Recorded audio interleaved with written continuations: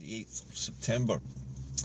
There is, I think, probably just one huge piece of news which is really grabbing everybody's attention, both online and on mainstream media. And that was an interview conducted by an unseen reporter. Actually, I'm not even sure which network the reporter was from, but he cornered Sir Keir Starmer and asked him the big question, which was, will you allow the Scots to have a second independence referendum? Now, Mr Starmer tried desperately to turn this around, saying that this was a deflection. This was the SNP whining and trying to deflect attention from their record in office, but the reporter was having none of it and kept back on at the question, said yes or no, will you allow the Scots to have a second independence referendum? And after a lot of attempted but failed evasion by Sir Keir Starmer, he finally said that he wasn't going to allow a second independence referendum. And the news reporter actually asked him to confirm that that's what he meant. He said, yes, we're not going to give the Scots another referendum on independence. And then he went on to witter on about how it was a deflection and it was to distract people's attention from the SNP's record in office in Scotland, which is typically the kind of thing that politicians do when they want to deflect your attention away from what they're actually saying about the opposing parties. But what does it mean exactly, and what does it mean for the cause of independence? Well, I think it's a confirmation, as if we needed any confirmation, that any English Prime Minister is not going to grant a second independence referendum. I use the word grant here in its loosest term, because according to the United Nations and its very own charter, in the very first line of its charter, it says that all peoples on the planet have the right to self-determination. So what did Keir Starmer's comment mean in respect to self-determination then? Well, what it meant was that he wasn't going to allow Scots to have any self-determination. We're not talking about Scotland, the territory here. We're talking about the Scots as people themselves. You and I, the people who live in Scotland today, we're not going to be allowed another chance to express our opinion about whether we want to stay in this union or not, because Sir Keir Starmer says so. Now that means that the UK has revealed itself to be a dictatorship, because self-determination is one of the key founding democratic principles of the United Nations, which were signed up to and endorsed by the United Kingdom from the outset during the creation of the United Nations in the first place. The UK was a major signatory. It helped to set up the United Nations. So at the very least, you would expect it to abide by its own rules, the ones that it okayed, the ones which the United Kingdom actually endorsed at the outset when the United Nations was formed, in the vacuum, the power vacuum that existed after World War II. But now we have Sir Keir Starmer confirming what we probably all suspected all along, that nobody in the English government is going to permit Scotland to have another referendum, because it will probably result in independence. And this is something which was also echoed by bloggers in Ireland, with Maximilian Robespierre, who is a major political analyst blogger over in the Republic, also claiming that Keir Starmer was basically behaving like an autocrat or a dictator in telling the Scots, no, you can't have any self-determination, you're not allowed any. But also something else that Keir Starmer tried to say, or tried to convince us of, was that the UK was being very generous to Scotland and was actually increasing the amount of money being paid through the devolution settlement to Scotland, that we should all shut up and just be happy about it. But if you look deeper into this, remember that approximately 40% of all of Scots' taxation, and that includes our own personal taxation and the taxation on other things, including VAT, including the taxes on oil and gas, electricity, you name it, everything that we make as a people and generate as taxation, 40% of it is taken away by Westminster. Now, why is that? Because Scotland makes up about 8% of the population of the UK as a whole, and yet we pay 40% taxation, 40% instead of 8%. So we're paying something like, I don't know, a lot more than we should be. 8 times as much taxation as we should be paying. I mean, if it were a fair union and we were paying our taxation per capita, 8% of taxation would be taken by England, not 40%. So Keir Starmer is basically telling us we're going to take your 40%, but we're going to give you a little bit more. So just shut up and keep quiet about independence. We're not going to let you vote on it, and that's fine. You're going to be absolutely fine. But what he's basically saying to us is we're going to keep you dependent on us.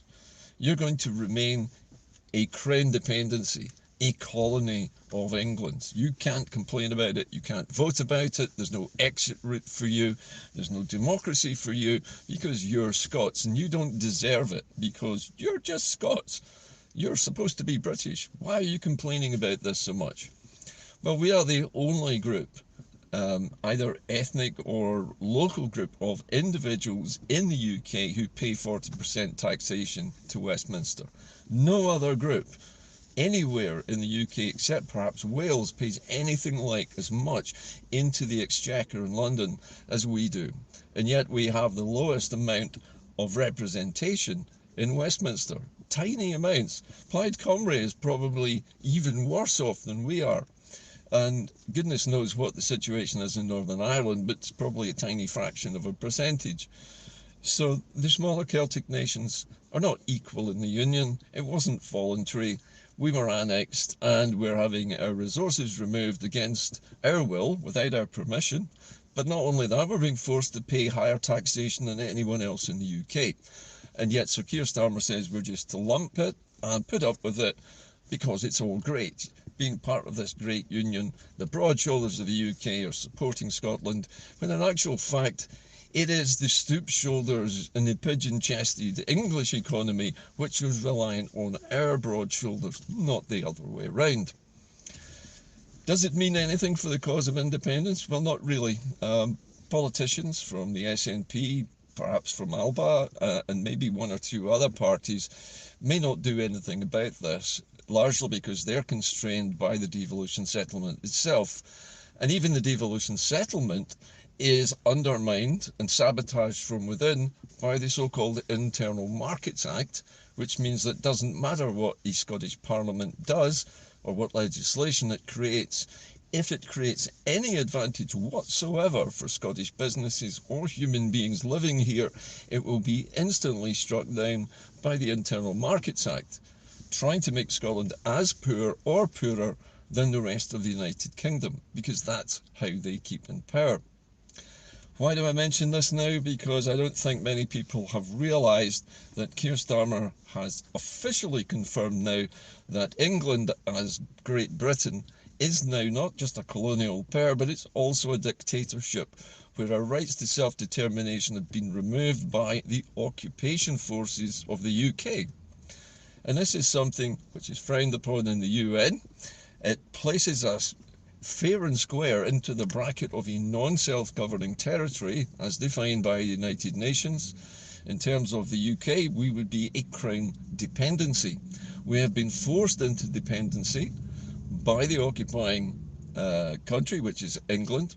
England has assumed a new name, calling itself the United Kingdom, and basically abolished all of the Scottish power to control anything at all of any worth other than its own internal economy, and even that can be sabotaged by England as well.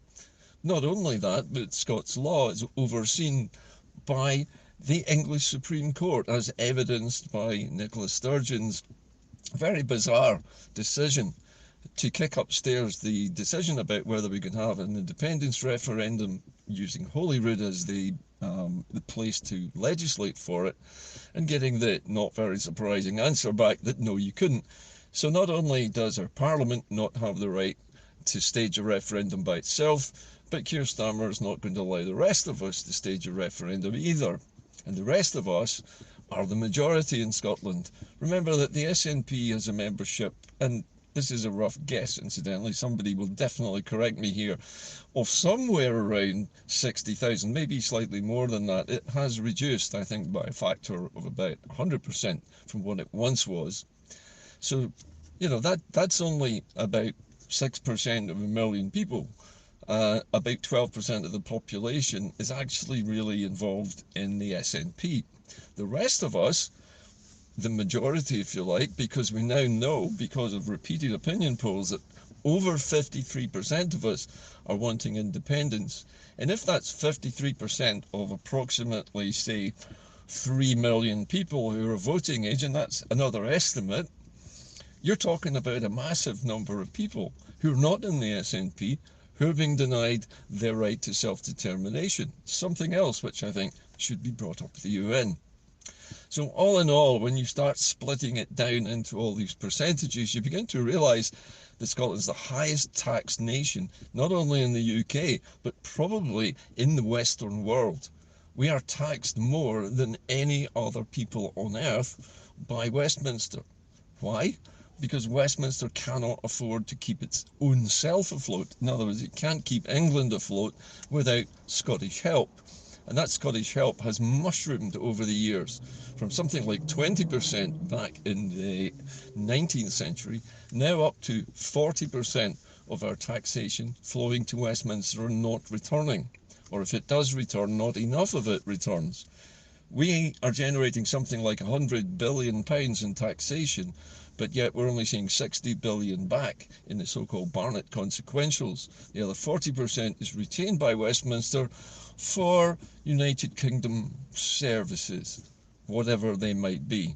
No idea. What do we get for that 40% taxation? Nobody knows. Certainly not an improving standard of living. Anyway, that is about it from Inde-Car today. I thought it was time I mentioned this because it's important to remember that we are overtaxed, we are definitely underrepresented, and we are being told by a new dictator called Starmer that we're not allowed to vote about it. It's not going to be allowed. We're going to be denied our right to self-determination, our democratic right under the Charter of the UN.